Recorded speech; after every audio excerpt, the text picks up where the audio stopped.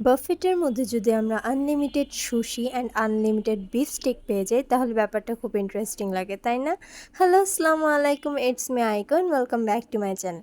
আজকে একটা খুব ইন্টারেস্টিং বাফেটে তোমাদের সাথে ইন্ট্রোডিউস করাবো, অ্যান্ড এটা হচ্ছে গুলশানে, যেখানে তোমরা 7:30টা থেকে 10টা পর্যন্ত unlimited sushi and unlimited beef stake, তার সাথে আরও 36 আইটেম বাফেটে এনজয় করতে পারবা। অ্যান্ড আরেকটা মেন ইন্টারেস্টিং ব্যাপার হচ্ছে এখানে তোমরা লাইভ কিচেনে তারা খাবার কুক করে তোমাদেরকে বাফেটে সার্ভ করবে।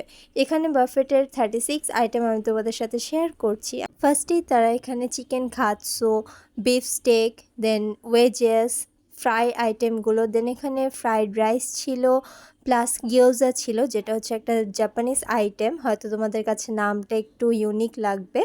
Chocolate syrup, white syrup, plus এখানে তারা অনেক ধরনের সস প্রোভাইড করেছিল, যেমন তেরাকি সস, স্টেক সস, গিয়োজা সস, দেন অনেক টাইপের সস তারা প্রোভাইড করেছে। পাশাপাশি তারা 3 টাইপের সালাদ প্রোভাইড করেছিল। অ্যান্ড মেন অ্যাট্রাকশন হচ্ছে সুশি, যেখানে তারা 3 টাইপের সুশি প্রোভাইড করেছে, অ্যান্ড তারা বারবার এটা রিফিল করছিল। তাদের প্রতিটা ফুডই অনেক বেশি মজার ছিল, অ্যান্ড একদম অথেন্টিক একটা টেস্ট আসছিল।